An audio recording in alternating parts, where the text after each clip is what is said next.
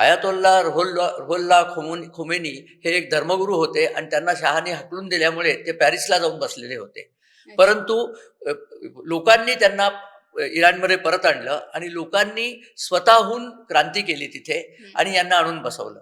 माझे अनेक इराणी मित्रमैत्रिणी सांगतात, की आम्ही रोगापेक्षा औषध भयंकर असा हा प्रकार केला. हा मनुष्य सत्तेवरती आला, पण त्यांनी कडक इस्लामी बंधनं आमच्या सगळ्यावरती लादली. अच्छा. इराण हा कधीच कडक इस्लामी बंधनात नव्हता. म्हणजे शहाच्या वेळेला तर इराणी स्त्रिया पूर्णपणे मुक्त होत्या. बुरखा वगैरे काही नाही, लिपस्टिक लावायच्या, स्कर्ट ब्लाउज घालून फिरायच्या. म्हणजे काही त्यांच्यावरती बंधनं नव्हती. शिक्षणामध्ये त्या खूप पुढे होत्या. पण या खोमनीने आल्यानंतर सगळं बंद केलं आणि अच्छा. अतिशय कट्टर इस्लामी शासन सुरू केलं.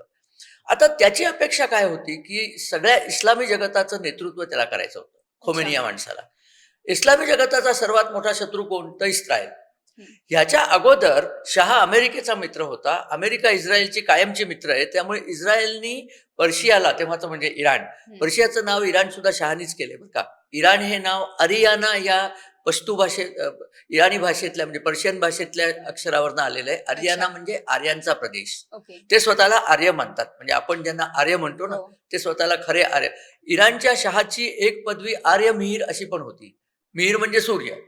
आर्य मिहीर म्हणजे आर्यांचा सूर्य वगैरे अशी सगळी. अच्छा. तर त्यांनी काय केलं, त्यांनी अमेरिकेशी दोस्ती केली. अमेरिकेने इस्रायल आणि शहाची दोस्ती करून घेतली आणि त्यानंतर शहाच्या इराणला कितीतरी मदती इस्रायलने केलेल्या आहेत. त्यांच्या शेतीमध्ये इस्रायली लोकांनी खूप मदत केली. त्यांच्या इराणमध्ये सुद्धा पाणी फार नाहीये. आता तर पाणी संपलंच आहे त्यांच्या इथलं, पण आधी सुद्धा ते वाळवंटाचा मोठा प्रदेश आहे.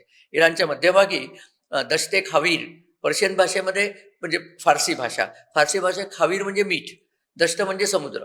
मिठाचा समुद्र म्हणजे संपूर्ण डेझर्ट आहे. खूप मोठं वाळवंट आहे दष्टे कावीरमध्ये. तर त्या वाळवंटामुळे त्यांना पाण्याची कमी आहे. तर कमी पाण्यात शेती कशी उगवावी, हे इस्रायली लोकांना चांगलं येतं, कारण इस्रायलमध्ये हीच परिस्थिती आहे. एक जॉर्डन नदी सोडली तर काहीच नाहीये तिथे. तर त्यांनी इराणची संपूर्ण शेती व्यवस्था करून दिली, इराणची संरक्षण व्यवस्था मजबूत करून दिली आणि घट्ट मैत्री होती. ही मैत्री असल्यामुळेच आपल्याला माहिती आहे, की इराणनी इस्रायलला पहिली मान्यता दिली मान्यता होती दिली. वगैरे. आणि एक फरक असा आहे, की इराणी लोकं शिया आहेत. अच्छा. हा फरक लोकांच्या एकदम लक्षात येत नाही. इराण हा एकमेव मुस्लिम देश आहे, ज्याने आपल्या जुन्या इतिहासाची मोडतोड केली नाही.